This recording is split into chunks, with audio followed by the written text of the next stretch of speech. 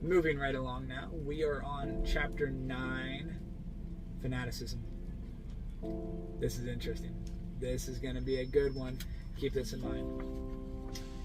Is knowledge controlling you, or are you controlling knowledge? My knowledge controls my every action. Level 5, Fanaticism, describes a rigid attachment to knowledge with an excessive intolerance of opposing views. It is driven by a need to believe in something 100%, even though that something's meaning is dependent upon agreement of others. Anything that contradicts or puts into question the sustainability of that belief is a direct threat, and a fanatic will defend the belief at any cost. Prejudice, intolerance, and violence are the instruments by which the belief is imposed onto the dream of the planet.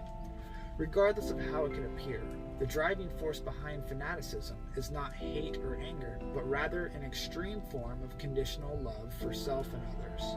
This is how any beautiful beliefs in the world can become lost in corruption, as knowledge controls what a person's will for the sake of its own existence.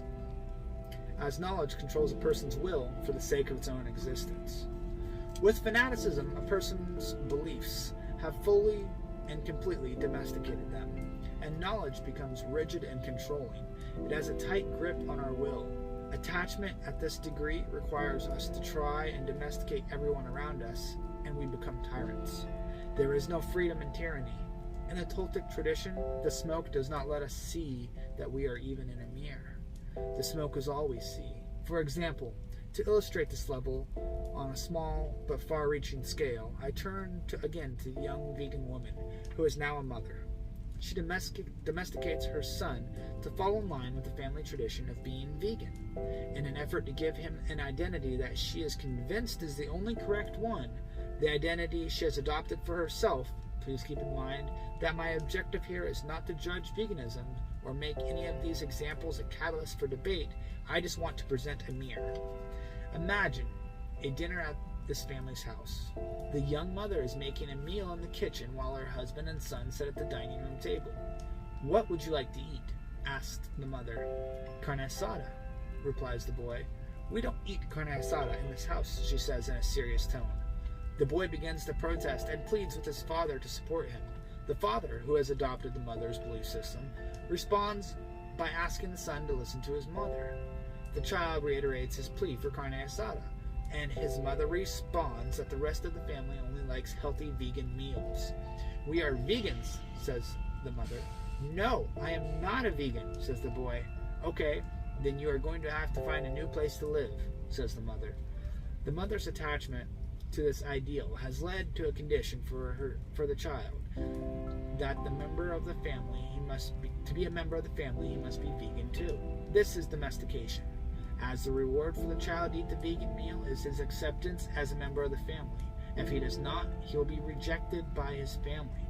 Under level 4, internalization, there is still space for this boy to say no, with the possibility that the mother will not follow through with her condition. But when the attachment becomes fanatical, the result is unrelenting conflict and domestication, and any contrary response leads to absolute rejection. Imagine the situation in a family where the attachment is between a father and daughter about different political beliefs, or a brother who is fanatical about the healing properties of homeopathic remedies, and a sister who is fanatical about the healing properties of traditional medicine. This is an unrelenting war, where passion is replaced by obsession, an obsession to live up to the conditions of the mask of our identity. And whoever wins reinforces their attachment as the righteous beacon of knowledge that will awaken everybody to their truth. This type of interaction within families is not uncommon and could also be applied to religious beliefs, social status, and so on. This is the case where one feels they must impose their beliefs upon members of the family and will not cease until they are successful at subjugating the other's will or until a loss of the relationship occurs. This is the real consequence of fanaticism, a wedge between people who really love one another, and if it weren't for this argument. I have seen people become fanatical about the Toltec tradition as well.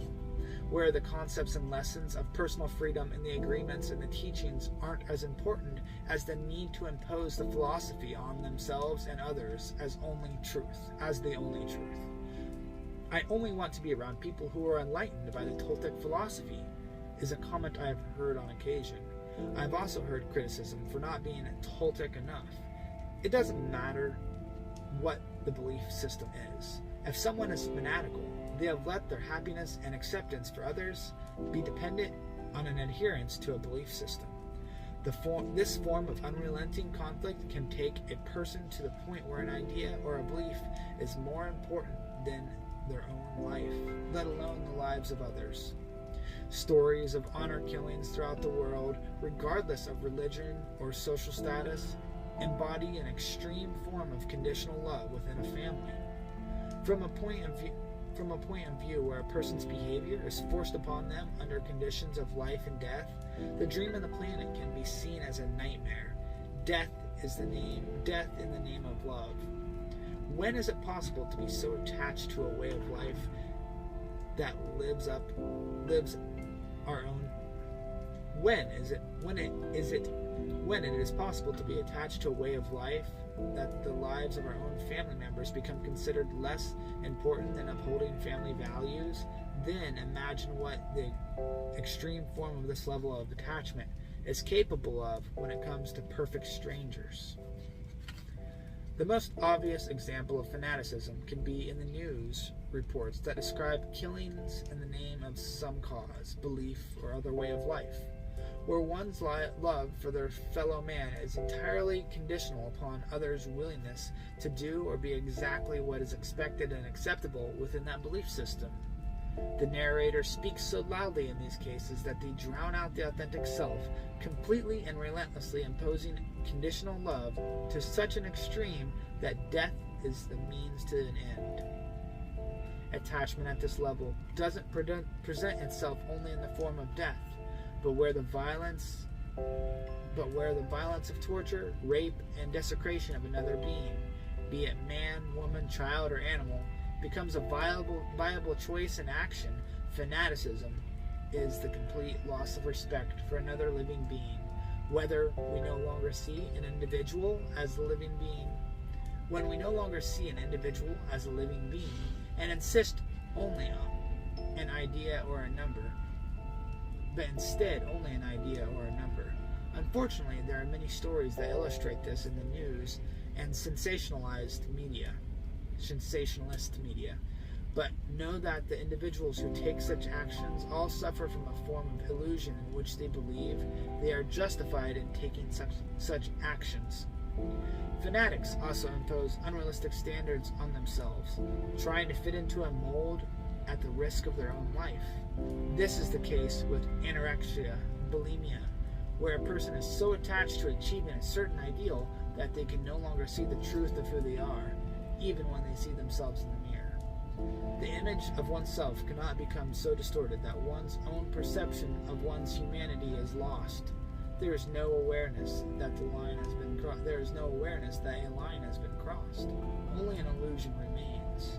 Death comes from without an awareness of having decided to take one's own life. These extreme examples of fanaticism are probably not something you, the reader, are experiencing in your own life, but an attachment at this level has manifestations that are not so easily recognized.